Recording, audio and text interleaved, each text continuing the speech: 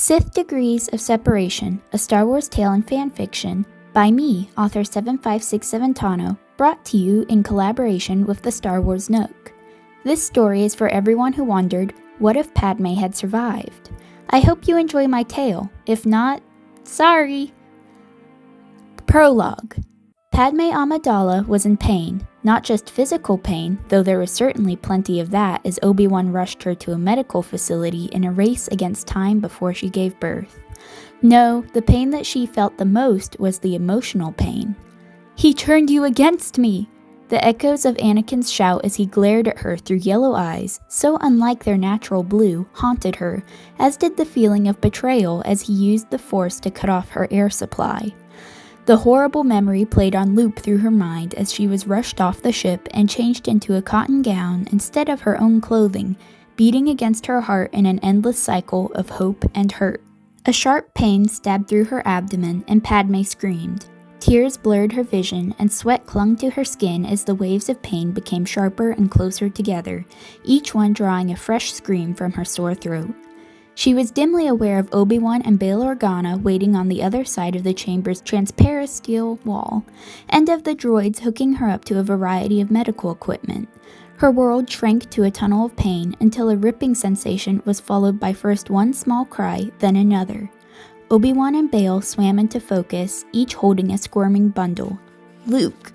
Her voice cracked as her gaze shifted from her son, held by Kenobi, to the little girl supported by Bail.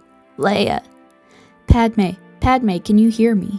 Bail's voice seemed faint as Padme let her head loll back onto the table, exhaustion weighing at her limbs. She was just so tired. Why wouldn't they let her fall asleep? Couldn't they see that she was falling apart after seeing what Anakin was capable of firsthand? "Padme, if you can hear me, don't fall asleep. Not yet. Your children need you. The organization needs you, Senator Amidala." With tremendous effort, Padme forced her eyes open, looking not at Bail or her children, but Obi-Wan. "There's still good in him," she stammered weakly. "I know that it's still there." "Shh! Save your strength, Padme." The grief in the wise Jedi's eyes tore at her, as did the knowledge of what her husband had done at the temple. "Even if there is still light within Anakin, he is lost to us at the moment. But your allies, your fledgling rebellion, and especially your children need you. You need to hold on. Don't leave us now." The spots at his temples where ginger hair had faded to white caught Padme's eye, and she stared at it dully as she struggled to focus, much less think, as the physical pain lessened to a dull ache. "But I'm so tired. It hurts. He hurt me, Obi-Wan," she whispered, a tear trickling down her cheek. "Anakin." A ragged sob tore her body as she started to shake. "It wasn't supposed to be like this," she cried. I know, Padme, but it is like this. But if you fight, you might be able to bring him back, and your children will grow up knowing you, not just your ghost in their memory." Obi-Wan gently held out the young boy, offering him to her. "You can still save your family. Do this for them," he pleaded. Padme opened her mouth to protest, but then she met the little boy's gaze.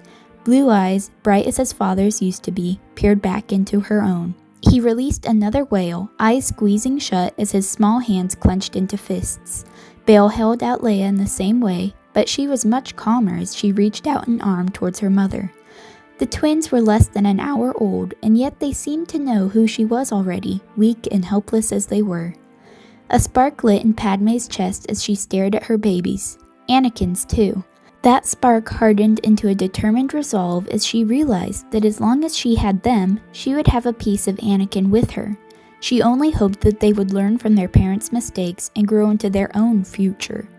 Padme wordlessly reached out, arms shaking. Both men instantly placed the babies gently on her chest, then took a step back as she gazed down at them. Her sadness and hurt faded, still present but no longer overwhelming, as love and determination swelled within her. "Her vitals are stabilizing. She will make it, as will the children," a droid told the men clinically. "Please give them some space while we finish tending to the newborns." "Of course, notify us if anything happens." The droid bowed respectfully, then turned to Obi-Wan as Bail left the room. "Please leave the room while we care for the mother," the droid stated, making a shooing motion with its flipper-like hands. Both adults ignored it, gazes fixed on the swaddled twins. "You're right," Padme admitted quietly, voice still weak. "They need me." "We all do, Senator." The ginger man flashed her a pained smile, taking a step back. "I'll leave you in peace now. If you ever need my help, well, Bail will know how to contact me. Stay safe, Padme. Perhaps we will meet again." He started to leave, then paused to look over his shoulder. "Anakin truly did love you, you know. I don't think he will ever stop." And with those final words, he swept out the door. Padme had a strange feeling that she would not see him again for a very long time, if ever again. Yet another familiar constant had just vanished from her life. But as the medical droids tended to both her and her children, Padme vowed to herself that she would not give up, not now, not ever, in order to make the galaxy a better place. And not just for her children. She was determined to fight for everyone, child, adult, and senior. And in that moment, Padmé Amidala, former queen and beloved senator, died. And Padmé Nabari Skywalker, founder and leader of the rebellion, mother of Luke and Leia Nabari Skywalker, started her new life.